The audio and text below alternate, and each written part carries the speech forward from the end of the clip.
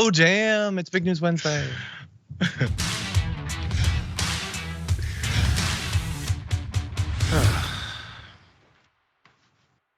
And because of that intro, you should know that we do still have Jayar. Jayar Jackson, how's it going? I've spoken a little bit less today. I feel a little more energized. So that means by the time 5 o'clock Eastern rolls around, I might not be. So thank you for that, John. I'm here for you and your show. Thank you. The last segment of the watch list is going to be Jayar having a nice little snooze on the table. But anyway, glad to have you here. Glad that you're energized. We get first crack at Jayar Jackson's political opinions. Hopefully you're all fired up. I take a short walk every morning because by that point I've been staring at a computer screen for 3 straight hours. So that's what gets me energized. Do you have any ritual that gets you energized for the show? Chasing my kid, making sure he wakes up for school, shaking him, getting angry, saying hurry up. All that stuff really gets your blood pumping. That sounds fun. I probably prefer yours to mine, honestly. Anyway, very glad to have you here. You, Jayar, and you, dear viewers. Thank you for being here because this is indeed a Big News Wednesday. Not only are we gonna be giving you some of the, oh my God, he's using the John and Sprocket mug. Do you guys know about this? So that was a gift from Sarita back in the day. We should put that up on the shop so that people can get that. And that's weird. I was wearing that same thing earlier today. I am nothing if not repetitive. Anyway, thank you.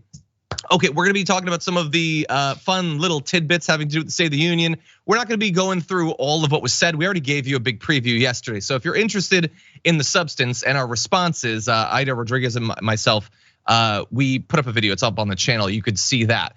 I wanna talk a little bit about the drums because it's fun. And then I think the most exciting, purely political news. It's the next escalation of the Ron DeSantis, Donald Trump war. It had to go to the place it went, and we're gonna be responding. It is like the ultimate let them fight moment. So we're gonna have that for you. And then a whole bunch of other stuff. What is Ron DeSantis actually doing policy-wise when it comes to immigration? Absolutely devastating. We have some updates on what happened with Tyre Nichols. Obviously, I didn't think that situation could get more tragic, but they found a way.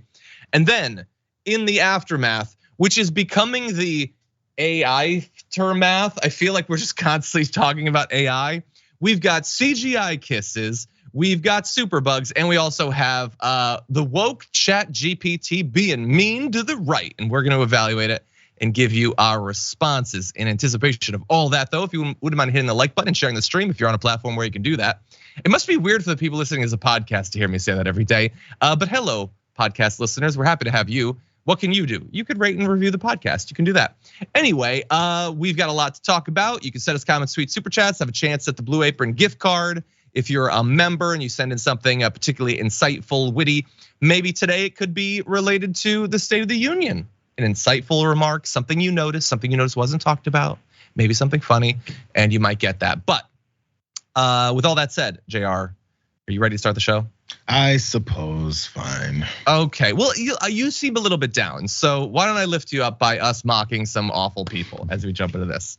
So were you like me? Were you wondering what is this year's State of the Union going to be? Is it gonna feature lofty rhetoric or is it gonna be stupid as hell like everything else in American politics? Well, you didn't even have to wait to the actual beginning of the speech to know the tenor of the night's event, because you might have seen this going around that Representative Marjorie Taylor Greene was planning to bring a white balloon to tonight's State of the Union. Some people think that is a topical reference to the Chinese spy balloon. I think it's just her favorite balloon. Anyway, that immediately became a meme, probably not in ways that she expected, as AOC posted on her stories. It's giving Pennywise, and a lot of people made that comparison. Let's jump ahead to this is giving, yeah, let's privately support cuts to Social Security, healthcare, and education, but publicly deny it until we do. Honestly, I think Pennywise could get elected in a number of different districts across America. But anyway, so you knew that there were gonna be stunts. You knew that there was gonna be interruptions. The Republican Party was crass and awful and immature like a decade ago. Now, I mean, it is thoroughly in the toilet. So here is an example of how they responded to some of what Biden had to say. Instead of making the wealthy pay their fair share, some Republicans want Medicare and Social Security to sunset. I'm not saying it's a majority. Let me give you, supports it, contact my office. I'll give you a copy. I'll give you a copy of the proposal. That means Congress doesn't vote. So look, he even says there, it's not what they're all saying. I would have gone farther and said that many of the ones who aren't saying it would gladly vote for it, but this is not a thing that we can debate as a country. We've already covered Matt Gaetz talking about Medicaid and Rand Paul talking about literally all of them, and Mike Pence talking about privatizing Social Security, and Gosar was talking, like there are many of them that would gladly do this. It's been the position of the Republican Party for literally decades since those programs were developed. So I understand why your fifis are hurt. It's because a lot of people are watching this and you know how wildly unpopular the things you want to do are. But just like jeering like agitated baboons is not the answer. The sour faces or Marjorie Greene standing up and booing and showcasing that she bought out the world's supply of albino chinchillas to wrap around her neck. That's not the answer to all of your political problems. We have more of that, by the way, but Jayar, what did you make of that? This is just the approach, right? As you said, because this is now on TV, because finally Joe Biden calls folks out to their face. And again, maybe another small change, as you said, maybe you would have gone further.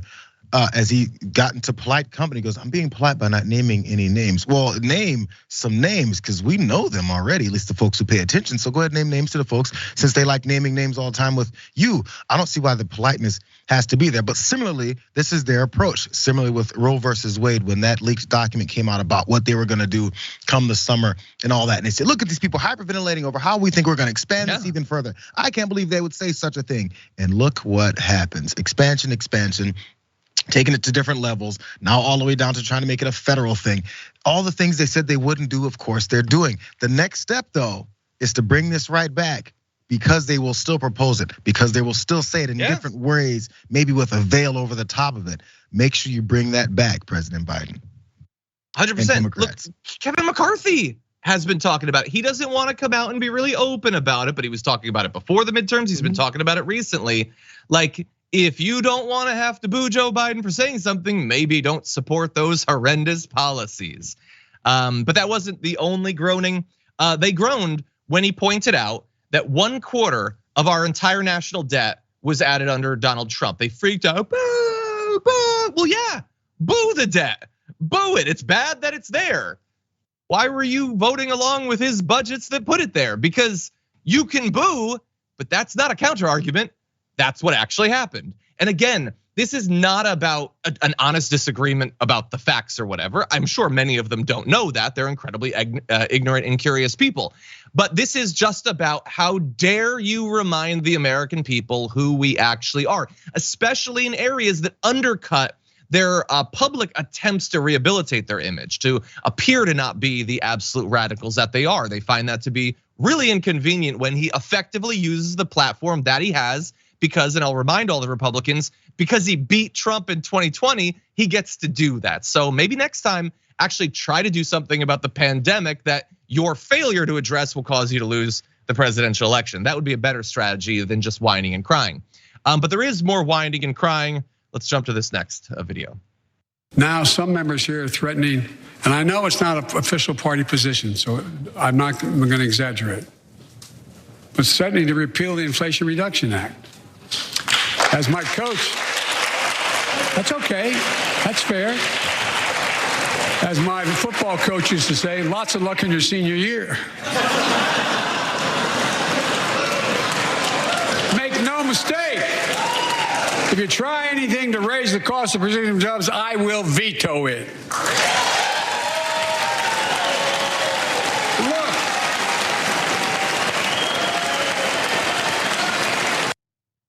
Okay, look, obviously I'm no huge fan of Biden or whatever, and I don't want him to run for re-election again, but that was pretty good. I mean, even Kevin McCarthy couldn't help but smile. Kevin McCarthy, 99% of his brain during that entire speech was just said on, look bored, look bored, look bored, look bored. Oh, that's pretty good, that's pretty good. Look bored, look bored.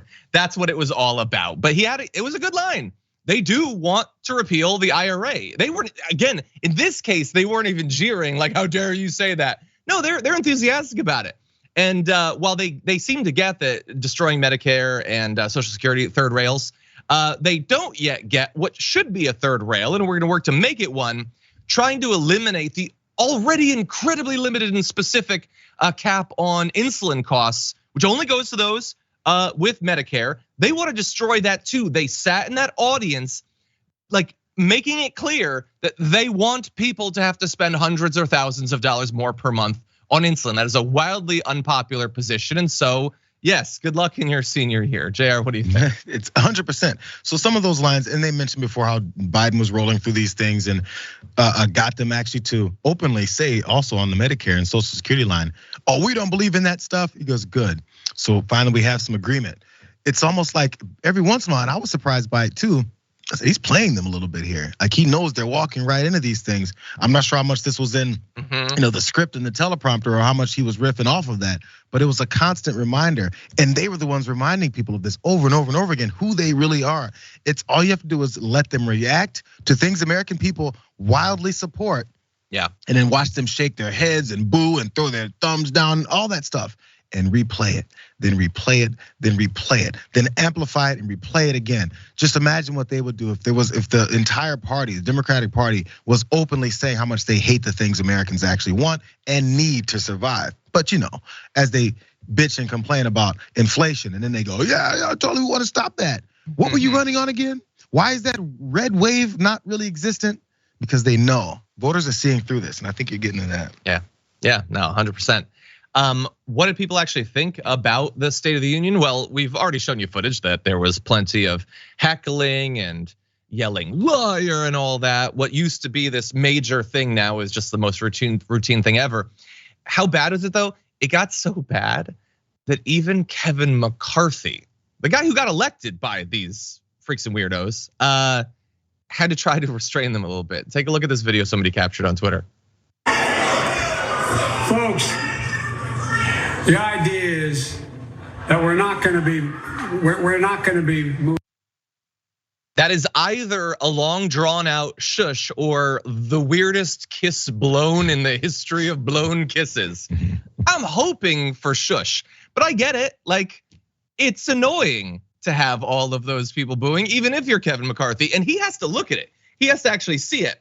And every time Marjorie Greene decides to stand up and lie and point and whatever, he sees that white fluffy mass in the distance step, like he can't help but see it. And I made the joke about chinchillas and all that. I generally think I'm not gonna focus on what people wear or whatever. But that said, others are. So Nikki McCann Ramirez, who's a friend of the show, tweeted this and it was great. Why does she look like an Aspen wine mom who just got banned from her favorite bistro? Totally does. Again, like, this is supposed to be a new Republican Party. They're populists, okay? They're representing the silenced masses of poor conservatives. And the way that they're doing that is booing any attempt to limit the amount that they have to spend on insulin and dressing like a villain from a 70s Disney movie. Like, have they never seen what a regular person wears? You could just wear a regular thing. You don't have to be a weirdo. Again, she can wear whatever she wants. Totally fine, but I get why Kevin McCarthy, who has to pretend to like these people because he wouldn't have been speaker without them, but he secretly hates them. I like seeing how frustrated he is by their theatrics. Kevin McCarthy has got to be the guy who continues to screw over any relationships. He's like, and you tell your 9-10-year-old kid, hey, maybe don't hang out with that crew because that crew is going to get you in trouble, right? It's like the age-old thing you tell your kids. Kevin McCarthy makes horrible decisions about the people he hangs out with because he morphs into their buddy. He openly says and takes pictures with Donald Trump at Mar-a-Lago after January 6th, after he condemned him for doing it, then went there and kissed his ass. Big problem. He has to explain that away constantly. Then a couple weeks ago, he talks about he's never going to leave that woman by his side. Marjorie Taylor Greene is my friend. She's up there doing things like that at the State of the Union, and now you have to go, because now you have to go on TV and defend the things that she says and does, but you have to try to sound like a reputable politician because you're the Speaker of the House. You finally got what you wanted, and it's a curse because the people that got you there are people like her. That's your crew, and now you have to answer for that crew. That crew will go on Fox News and Newsmax and OAN, if you can find them. You can go on all those stations and go, yeah, I did it, crazy, I got balloons. He can't do that. He's gonna go on Face the Nation to Meet the Press and Fox News and Sundays and all that stuff. And he's gonna try to sound like a reputable person who's trying to get something done when we already know none of them are looking to get anything done. He's just gonna look like the guy who's just lying his way through it, and it's gonna make him look worse, bro. 100%. Yeah, and she's gonna be way more popular with her ridiculous shtick. Yeah, they're gonna like that more. Gotta stop running with overall, that riff-raff. Yeah, exactly. The overall response pretty positive. 72% of viewers had positive reaction to Biden's speech in a CNN flash poll. That's good. You know, some of that might be baked in expectations, like maybe they didn't expect much from him. It was better than I expected. I liked a good amount of the things he said, as we previewed yesterday on the show. How much he's actually gonna do, you know, that's a different sort of thing. But anyway, some of the limitations in the speech that viewers addressed was 2/3 of watchers said Biden didn't address racial injustice in his address. Notably, more white viewers said this than people of color, 72% to 58%, which is interesting. A majority of survey takers said he didn't address the US-China relationship or inflation enough. I feel like he talked about inflation quite a bit. I mean, what do they want him to say in terms of China? Probably some of them would have loved to have seen more demonization or calls for war or whatever. Like he talked about the balloon or whatever. Like, I don't know. The stuff that I would have liked to have seen is different than what the CNN poll is necessarily including. But I think overall it was better than I would have expected from him. I think the reaction is better than might have been expected even from his team. And the Republican attempts to derail it, I think probably backfired to some extent. It made them look like they were rooting for America to fail. The stuff that, but like Kevin McCarthy can go on Twitter this morning and say it was the most partisan speech ever, which he did. That's nonsense. Biden is not a radical. He's not a partisan. The stuff he said was incredibly reasonable. He could have been way more vicious if he wanted to, and I wanted him to. So I think that they played this kind of wrong, Jayar, but what do you think? The way they're going about this whole thing, I mean, I guess they're gonna see. That's the idea. Afterwards, they're gonna assume many of the folks that follow them don't actually follow these things as closely or watch it as closely, so they can rebrand it, go on TV and go on Twitter and say what their alternate reality is to the whole situation, and hope that their followers will continue to just follow right behind, sniffing at their heels. But I don't know, man. It's we've seen it before. Every time we expect the reality to kind of shine through because it's obvious, they kind of get a significant portion of their folks to continue seeing it. So it's the basis for the stupidity and the lack of real information that they thrive off of. Hopefully this was big enough event and enough people were responding and talking about it that a little bit of what we saw will actually be seen. I don't know. Hopefully, yeah. Okay, I want to turn to one of the weirder little things on this. Oh yeah. Maybe this is just for me, I don't know. We had heard before the State of the Union that Donald Trump was going to be giving like a response or a review or whatever. And he did live react to it on Truth Social, bleeding out stuff on a really long delay, which was weird, but whatever, he did his thing. And I wouldn't have cared about most of what he said, it's ridiculous. But I was actually pretty surprised by when I loaded up his Truth Social in the morning and looked at his feed, the first message was not at all what I expected. And when I saw it, I thought maybe he had been hacked.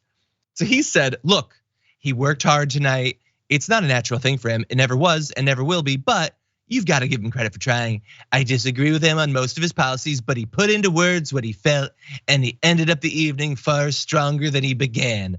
Give him credit for that. Many things weren't mentioned that should have been, but that's for another time. I've done a little clip.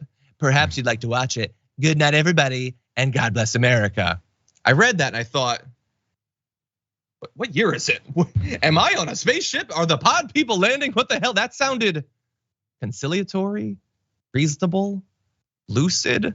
Who the hell actually typed that? But he might have. Maybe he was hoping that if he was reasonable and he tied it to, hey, look at my review, that maybe people will go and watch Truth or whatever. And I'm not just like fully guessing this. There's some evidence for it. He also bleated out, big night for Truth last night. Tremendous numbers of people signed up to hear my quote unquote play by play. Like, I mean, millions and millions of people, and Truth handled the traffic well.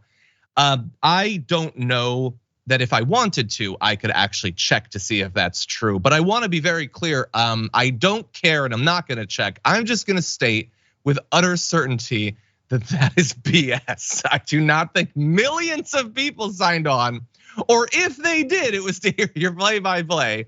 I don't actually believe that.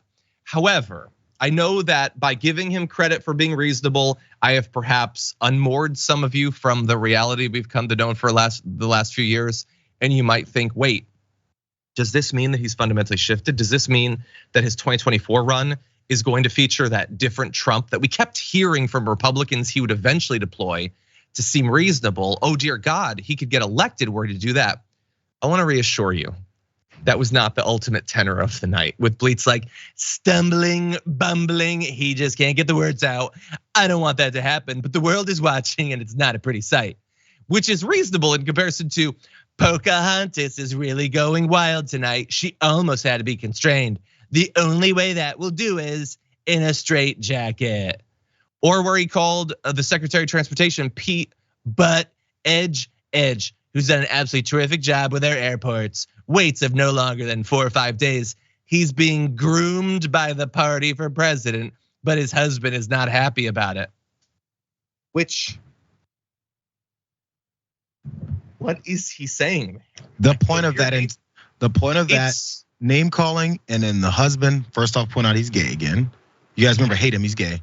And then throwing butt edge. What is it? Doesn't sound anything like his name. The point is to, again, bring your attention back to his anatomy, and he's got a husband. Let's keep it real. It's as base and disgusting as that. And the reference to grooming him, like, you might think if that was the end of the sentence, okay, I would perhaps not use that word considering the way that the right has, contorted it, destroyed it, all that. But then he goes into, and his husband's not happy about it. First of all, his husband's probably as ambitious as he is. He's probably perfectly happy with Buttigieg running in 2024. So the reference to the husband convinces me, no, he means it the way that the right uses it. He's talking about grooming for some, I don't even know what point that would be. Well, he's a full-grown adult and it's the party. I don't know, Jayar, but I read that to remind everyone, no, he is just as deranged as always. Don't worry about some new Trump. Anyway, oh my God, I'm gonna read one more. Just showed Swalwell, a man who spent a lot of time in Spy Fang's honey net and wasn't removed from a most important committee, only in America.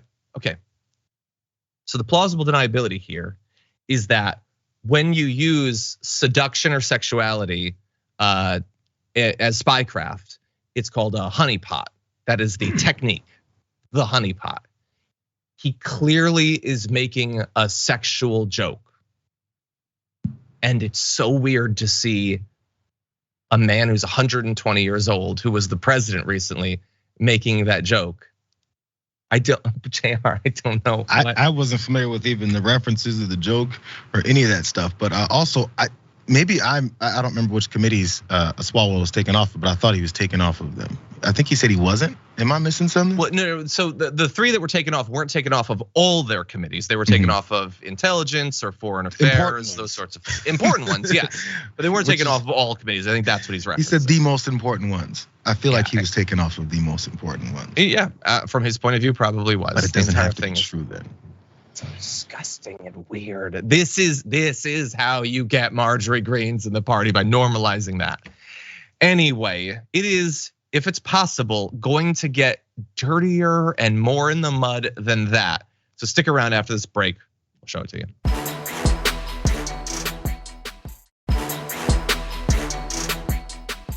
Ron DeSanctimonious. I'm frustrated by you not answering a direct question. Trump needs to take a good look in the mirror.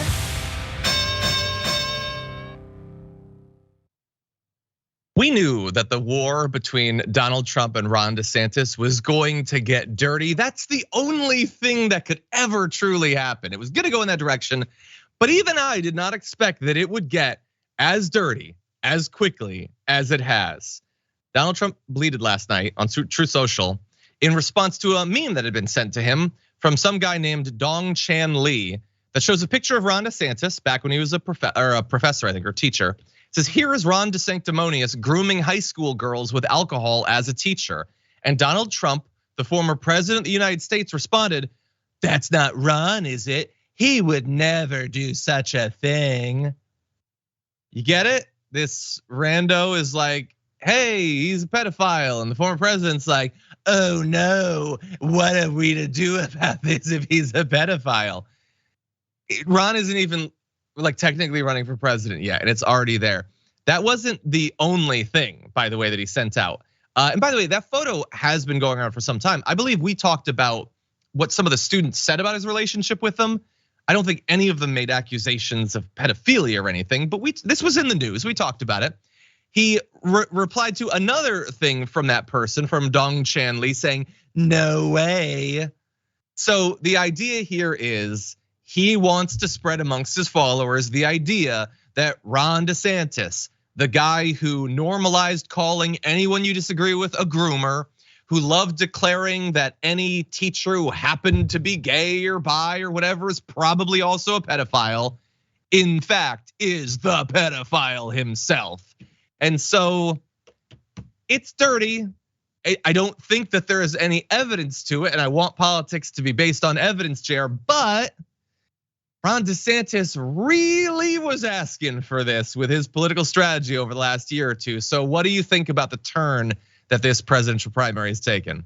Well, actually, I mean, one small disagreement here. Ron DeSantis, Nikki Haley, Tim Scott, whoever else decides to toss their name in the ring here as they run for president in the primaries here in the Republicans, they've all decided to get this kind of heat because it hasn't that much to do with any of this other stuff. It's just a matter of you being disloyal, is what he says, and also just challenging him. How dare he? Don't they know they have to wait their turn? All these things they keep saying, they're gonna catch this type of thing because that's just how they roll. There's just something they keep missing here as they begin to fight because all of them turned around after 2015 and Trump won that nomination and started kissing his ass. So now they have to own up to the fact that they were in support of him.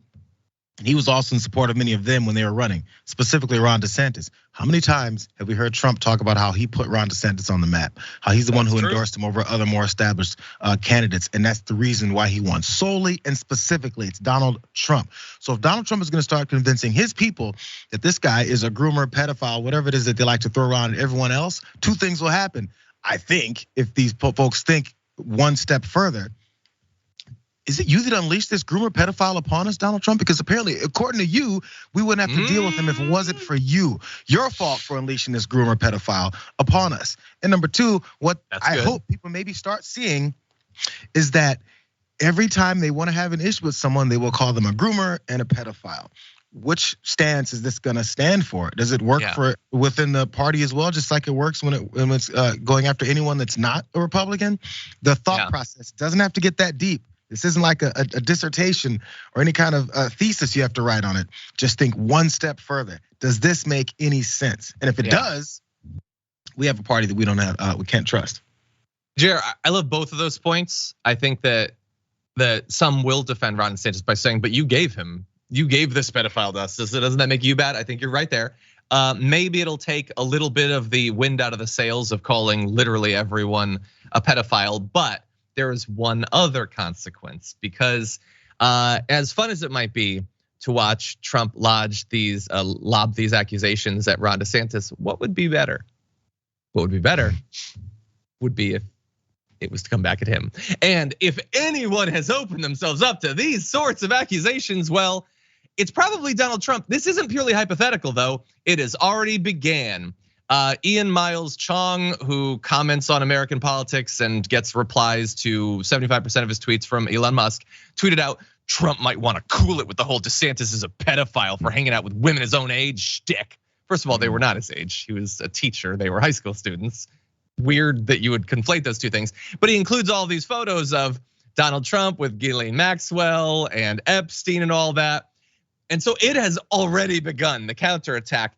And the thing is, I'm generally a peaceful person. I want peace to prevail, but it really seems unfair that they've already got so much ammunition against Ron DeSantis. I want an even playing field. So I would like to help out the right by reminding them of a few things. Like for instance, when teen beauty queens said that Trump walked in on them changing and then said at one point, don't worry ladies, I've seen it all before. Some of those girls were allegedly 14 years old and he was just, oops, walking in on them changing. Something to bear in mind. Or the time that Donald Trump once saw a child on an escalator and said, I'm gonna be dating her in 10 years. She was a little girl, she wasn't even 14, and he was already projecting forward to when he would be able to date her. Also, I doubt they'll care about this part, but it seems important to remember that he's been accused of sexual harassment and misconduct by at least 26 different women. I would probably work that into my attacks a little bit. And there's all the stuff with Ivanka and him speculating when she was an infant about what her breasts would be like someday. So honestly, like if you were gonna try to descend down into the you're a pedophile arena, man, that is a glass houses type situation on the right now. This thing is gonna get so dirty, Jayar. It's gonna get so filthy. And again, maybe some truths will be revealed, because we all know there's some levels of truth to some of this stuff that people are saying. You went through many of the things that Donald Trump was talking about. The question is are these other challengers willing enough to take off the gloves and come at him this way? Because I'm sure they got dirt. Of course they do. Look what happened to Madison Cawthorn. And I didn't even believe him when he went with cocaine fueled orgies, but he was gone, which is some level of confirmation. So there's things that are happening we don't see about, and I think they just might start getting revealed. Jayar, like the video of him and Ivanka appearing on Ellen, I think. It was The View or something, wasn't it? It was A View or something, and they asked them, what do they have in common? I think Ivanka said something like business or golf or something, and Trump said, well, I don't want to say sex, but what are you talking? Like, we obviously spread that back in the 2016 election. It's gonna be right wingers spreading it this time. It is gonna be delicious. And by delicious, I mean, it's gonna be delicious metaphorically after you vomit from all the things that you're gonna be exposed to. By the way, as we leave, I'll just remind you, he's not just attacking. The escalation against Ron DeSantis is not just about him being a pedophile. He attacked him because DeSantis said he's glad that violent protesters were being arrested. Donald Trump is like, what about Antifa and BLM? So now Ron DeSantis, I guess, supports Antifa and black radicals or something. Okay, I don't think that's true. He attacked Ron DeSantis for voting against the border wall or something. So it is just going to get dirtier and dirtier. They're gonna make him out to be some sort of commie pedophile within the next 3 months. So be ready for that. Last thought. What was Ron DeSantis doing at these parties with these high school girls? Just saying. If nothing else, it was highly inappropriate, and it could be that could be the extent, which I actually believe it was the extent, but who knows? I wasn't there. I agree. It's odd. It is odd. I wouldn't have done it. I haven't seen any allegations that anything illegal happened, but it is inappropriate. Don't do that.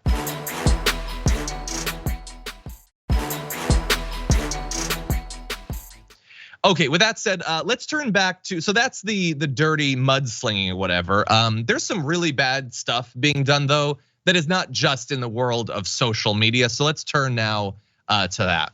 While Donald Trump is happy to just lob trash and mud at Ron DeSantis is trying to make the case for himself to prospective presidential voters by doing absolutely awful things. Stunts that are xenophobic and racist. They're awful wastes of money that do terrible things and victimize people. And he wants to do more of them. He's already been picking up migrants from Texas and shipping them to the East Coast and stuff like that. More of that to come. In his 2023 to 2024 budget, Ron DeSantis has requested $12 million to continue doing that. And interestingly, the $12 million would be used to cover all costs associated with facilitating the transport of inspected unauthorized aliens, including but not limited to the cost of litigation, because they know they're gonna be sued over this. DeSantis wants to transport migrants, quote, from any point of origin in the US to any jurisdiction. By the way, in past budgets, it said that they had to at least be in Florida. They've changed that. He is already planning like, oh, I guess we don't really get enough migrants to actually ship around, but I want to pretend that we do. So I'd like to spend Florida's taxpayer money to pick up migrants in New Mexico and fly them to Pennsylvania, or pick them up in West Virginia and fly them to Seattle or whatever. None of this has anything to do with Florida, aside from the fact that it's wasting their money. And because of that, because of their willingness to do this, I have to speculate that Florida doesn't have any problems. Everybody's life is just perfect. There are no social programs that need more spending.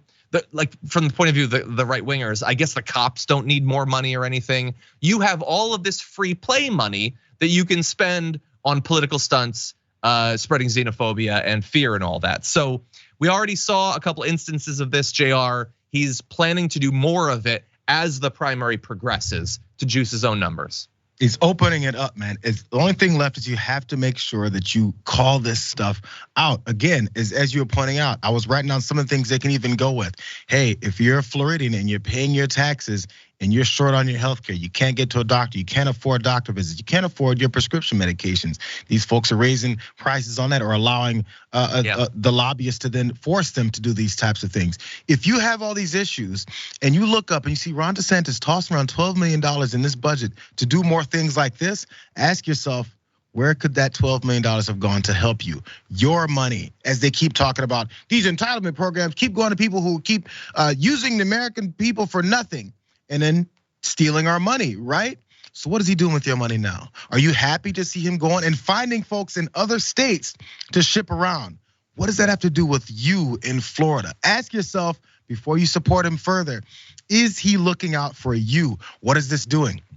Are you gonna go home and talk to your family and go, hey, yeah, we're having issues getting a little bit of food on the table. My job sucks and nobody's paying me anything worth it. Rent keeps skyrocketing. But you know what? Ron DeSantis is sending immigrants all over the country, and that makes all my other problems feel so much better. Jayar, I feel like we have to stress that and make sure people understand it, because I think there will be many conservatives that will actually be appalled by this, but probably not enough. They have been so well trained by Fox News and other right-wing media that I bet a lot of them would be willing to go without, so that some migrant they will never meet, they'll never even be in the same state as a migrant, will suffer. I think many of them have been trained to believe that that is a justified sacrifice.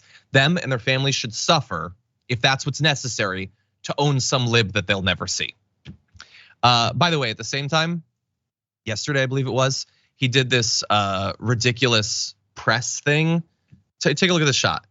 The intent of it was to talk about how he plans to work to make it easier to sue the media. Okay, so again, it's Trump stuff. It's they love to talk about the Constitution or whatever. They absolutely despise it. They hate it. They don't want it to exist. And the idea that he's talking about destroying the media in front of a massive Truth, like that, is that an ad for Truth Social? Like they're all the same. Every one of them is the same. He's supposed to be the reasonable one, right? He's scooping up migrants in Arizona and shipping them to Montana and trying to shut down a free press. So that's your reasonable alternative. We're not gonna go into all the video and stuff. Like again, all of this is designed to make him appeal to the most radical Republicans so that he can win this primary. He is trying to beat Trump at his own game. And if Trump's dirtiness correlates to how worried he is about winning the election, and as he's more worried about Ron DeSantis, it's already getting dirtier and dirtier. If on the other side, DeSantis has his stunts and his willingness to cosplay authoritarianism, he's still losing the polls. What is he going to be willing to do? This is what he's doing now when he hasn't even announced a run. What is he gonna be doing in 6 months if he's still trailing and he believes that this is the only way that he can win over voters? What is he gonna say? What is he gonna do? What is he gonna promise? What stunts is he gonna pull? Stay tuned for that. They're coming. Okay, just buckle up for the next year of American politics. Okay, we're gonna take our second break. When we come back though, we have updates in the tragic killing of Tyre Nichols. Don't go anywhere, we'll be right back.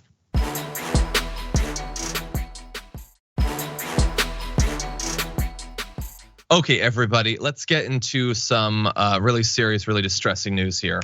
New revelations continue to come out in the investigation into the beating and murder of Tyre Nichols. This is just such a disgusting detail, but it really does put you into the frame of mind of the police officers who participated in this. A Memphis officer texted a photo of Tyre Nichols after the beating, according to new documents. The cop admitted to sending that photograph to at least 5 different people, including 2 fellow cops, a civilian employee at the department, and a female acquaintance. A 6th person also received the photo, according to records. Maybe there's a perfectly legitimate explanation for why that 6th person hasn't even been identified to the extent that the others are. I find it to be weird. If they're even pointing out that one is just an acquaintance, why is the 6th person totally shrouded? We have no idea who that person is. Again, maybe there's a legitimate reason for it. I don't know what that would be, but sending these photos is distressing for a couple of different reasons. Some official, some not.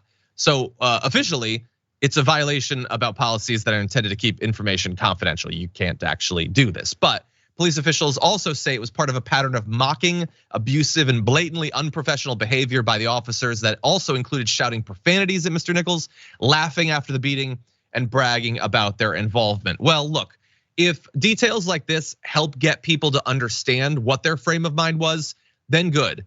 But we don't require it. We know exactly what their frame of mind was. We know why they did what they did. We know what they were experiencing as they did it, and we know why they didn't care afterwards to try to save his life.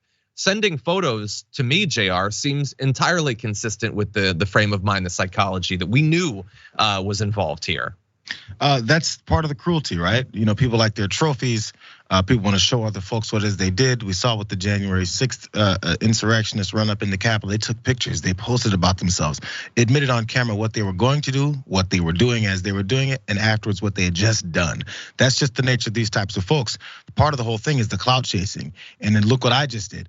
Aren't I a badass? All this stuff, for some reason, for these types of disgusting human beings, it appeals to them to want to show other who they feel are disgusting human beings what they just did, and want some congratulations and some handshakes and pats on the back for being garbage people.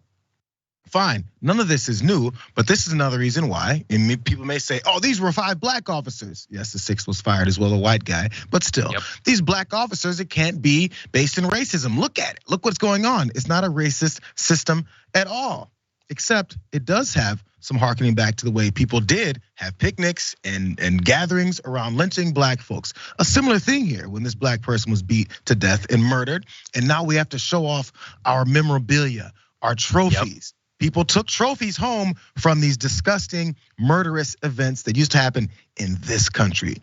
That history that we just don't want to teach, because if we learn about it, we might know that the same thing continues to happen, just with a different look, different kind of memorabilia, and maybe even sometimes different skin colors, but they still work for the same damn system. It's a pretty simple concept, and I think people get it, but they definitely don't want other folks that don't get it to tie those things together, because people might want to change course when it comes to those types of things. One last thought, I was thinking about this yesterday, John. You know what people should be the most excited or jazzed up about changing the way we do things in this country? Not the white folks that they say whenever they see anyone talk about our systems of racism in the country, that white folks, this is an anti-white approach. White folks, who are the descendants of many of these folks that did it, should be the most jazzed about changing course and be like, we don't do like what happened before. We're different than that. But we can't acknowledge that. You want to stay with it. If we were actually looking to be a better country, you would actually want to change the way things were rather than mask it and act like it just never happened. It keeps happening. Just because these are different kinds of police officers doesn't mean it's not the same thing. Yeah, 100%. Yeah, and I'm glad that you brought that up. If you hadn't, I was gonna reference the lynchings as well. Like, one wonders how far you would have to travel from the place that Tyre Nichols was beaten to death to get to the closest place that a lynching was conducted. How far do you think in America would you have had to travel? I bet not that far. And 100%, they would cut pieces of the bodies off and then take them home to display. They would take pictures with the corpses. This was totally normal, totally like they didn't think a thing of it. And it's because of the effect of a mob and what it makes you believe is acceptable. Well, all the people around me seem fine with this, so I guess it is fine. And so that's what we experienced on a smaller scale with the killing of Tyre Nichols. By the way, in addition to taking photos, like they were so happy with themselves that they'd beaten someone that would eventually die. All 5 also failed to capture the entire encounter on their body-worn cameras. 3 of the 5 fully removed their body-worn cameras during the still active scene. Automatic firing would be my mind. I mean, in this case, they already have been and they're being charged, but in similar sorts of things, automatic firing. We know everything about what that means when you don't want to be captured on video. By the way, they're also looking into 7 more officers who are connected in some way to the killing of Tyre Nichols. We don't know who they are, what they might have done, what their roles were in the stop, but they appear to have been involved in some case. So this situation could widen even further.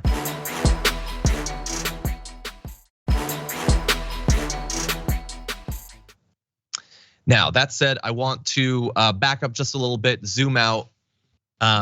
In the wake of the tragic killing of Tyre Nichols, a lot of people are looking into sort of the situation in that area. What was going on with the police in Memphis? What potentially encouraged this? And we know a lot of the answers to that question. But specifically here in Memphis, some former Memphis police recruiters have told the Associated Press of a growing desperation to fill hundreds of slots in the force in recent years that drove the department to increase incentives and, importantly, lower its standards.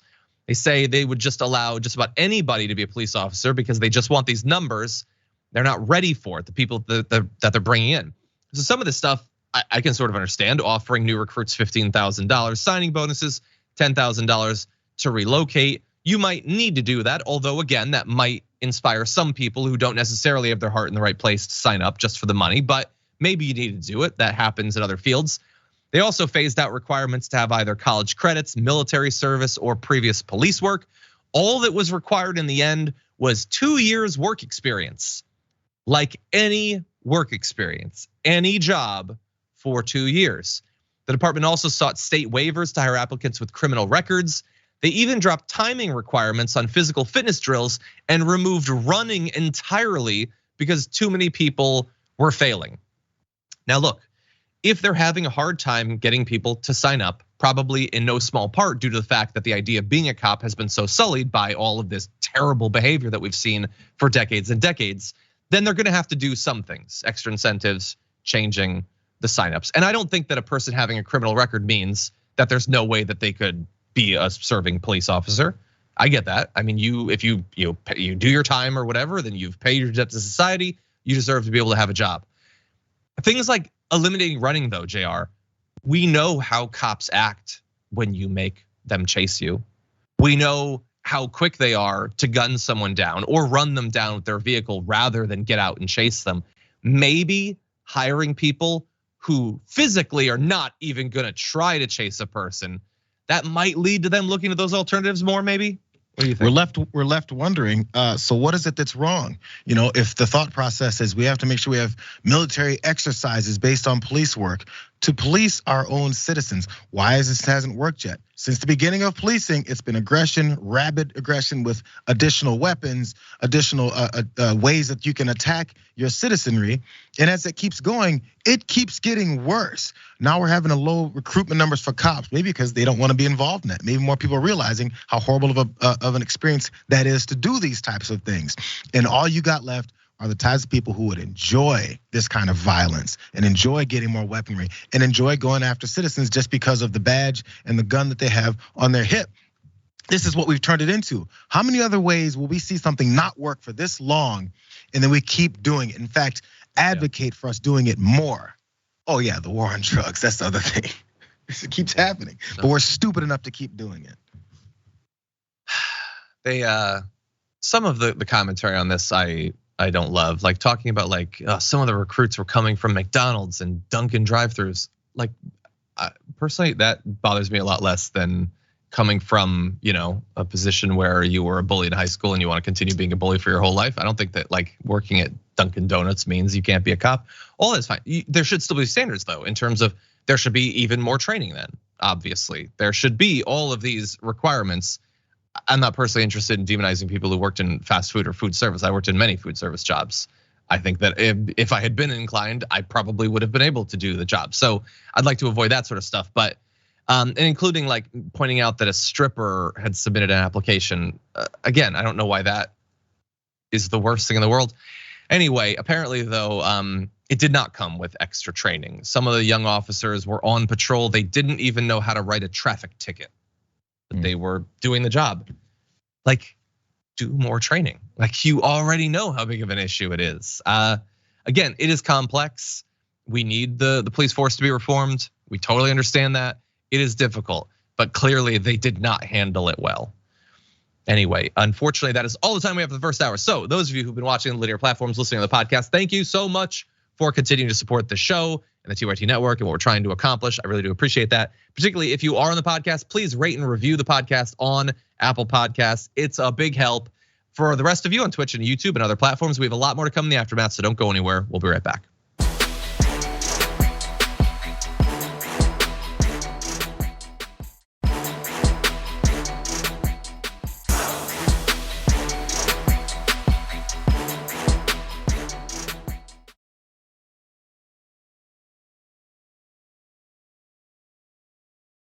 Thanks for listening to the full episode of The Damage Report. Support our work, listen ad-free, access members-only bonus content, and more by subscribing to Apple Podcasts at apple.co/TYT. I'm your host, John Adarola. I'll see you soon.